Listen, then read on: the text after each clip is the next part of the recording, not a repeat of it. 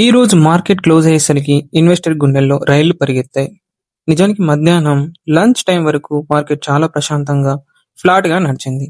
అంతా బానే ఉంది అనుకునే లోపే చివరి 60 నిమిషాల్లో అసలైన ఊచకోత మొదలైంది. సెన్సెక్స్ ఏకంగా 900 పాయింట్లు కుప్పకూలితే నిఫ్టీ సుమారు 23,850 మార్కును కూడా దాటేసి కిందికి పడిపోయింది. అసలు సరిగ్గా 3 గంటలకి ఏం జరిగింది? లాస్ట్ మినిట్ లో మార్కెట్ ను ముంచేసింది ఎవరు? ఈ సడన్ పానిక్ గల కారణాలేంటో ఈ వీడియోలో క్లియర్ గా తెలుసుకుందాం.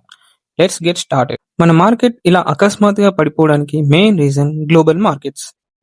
ఈ రోజు గ్లోబల్ టెక్ స్టాక్స్ లో విపరీతమైన సెల్లింగ్ ప్రెజర్ వచ్చింది. ముఖ్యంగా సౌత్ కొరియాకు చెందిన కోస్పీ ఇండెక్స్ ఏకంగా 5% పైగా ఘోరంగా క్రాష్ అయింది. అక్కడ ట్రేడింగ్ కాసేపు నిలిపివేయాల్సి వచ్చింది. అమెరికా టెక్ ఫ్యూచర్స్ కూడా భారీ నష్టాల్లో ఉండడంతో ఎఫ్ఐఐస్ పూర్తిగా పానిక్ మూడ్లోకి వెళ్ళిపోయారు. గ్లోబల్ మార్కెట్స్ లో ఉన్న తమ ఏఐ మరియు టెక్ షేర్లను విక్రయించడం స్టార్ట్ చేశారు.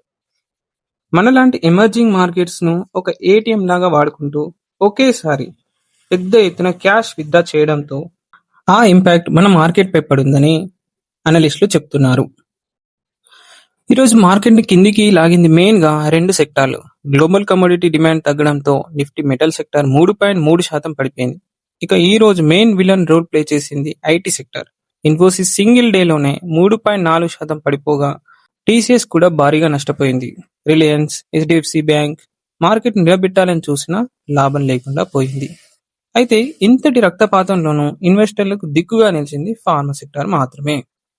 సిప్లా, సన్ఫార్మా లాంటి స్టాక్స్ లో సేఫ్టీ కోసం ఇన్వెస్టర్లు బై చేయడం. కానీ ఈ రోజు అసలైన ట్విస్ట్ ఎప్పుడు వచ్చిందంటే మధ్యాహ్నం 1:30 నుండి 2:55 వరకు మార్కెట్ చాలా సైలెంట్ గా ఒక రేంజ్ లో సాగింది. దీన్ని క్వైట్ డిస్ట్రిబ్యూషన్ అంటారు. అంటే పెద్ద పెద్ద ఇన్స్టిట్యూషన్ సాదా ఇన్వెస్టర్లకు షేర్లను అంటగట్టి సైలెంట్ గా ఎగ్జిట్ అయ్యారు. సరిగ్గా 3 గంటలకి ఎప్పుడైతే నిఫ్టీ తన కీలక సపోర్ట్ లెవెల్ అయిన 23,910ని బ్రేక్ చేసిందో అంతే, ఆటోమేటిక్ గా అల్గారిథం ట్రేడింగ్ సిస్టమ్ యాక్టివేట్ అయిపోయాయి. స్టాప్ లాస్ లన్నీ హిట్ అయ్యాయి. కేవలం ఒక్క 5 నిమిషాల క్యాండిల్ లోనే నిఫ్టీ 100 పాయింట్స్ పడిపోయింది. ఇది చూసి రిటైల్ ట్రేడర్స్ భయంతో షేర్లను తెగ అమ్మేయడంతో market volatility index India VIX 8% పైగా లేచింది. మరి ఇప్పుడున్న సిచ్యువేషన్ లో మనం ఏం చేయాలి?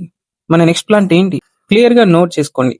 ఇండియా యొక్క 8 కోర్ ఇండస్ట్రీస్ గ్రోత్ కేవలం 0.5%కి పడిపోవడం మన డొమెస్టిక్ మార్కెట్ కి మైనస్ పాయింట్. కాబట్టి ఇప్పుడు గ్లోబల్ ట్రెండ్స్ మాత్రమే మార్కెట్ ను శాసిస్తాయి. మీరు రేపు గమనించాల్సిన మోస్ట్ ఇంపార్టెంట్ లెవెల్ 23,700. నిఫ్టీ ఈ సపోర్ట్ ని హోల్డ్ చేయగలిగితే ఇది ఒక హెల్దీ కరెక్షన్ మాత్రమే. ఒకవేళ ఈ లెవెల్ కూడా బ్రేక్ అయితే మాత్రం మీ స్టాప్ లాస్ లను ఖచ్చితంగా మెయింటైన్ చేయండి. గ్లోబల్ టెక్ మార్కెట్ కాస్త స్థిరపడే వరకు ఐటీ, మెటల్ సెక్టార్లలో ఇప్పుడే అర్జెంట్ గా కొనేయకండి. Wait and watch. వీడియో నచ్చితే లైక్ చేయండి. మరిన్ని అప్డేట్స్ కోసం ఇప్పుడే సబ్స్క్రైబ్ చేసుకోండి.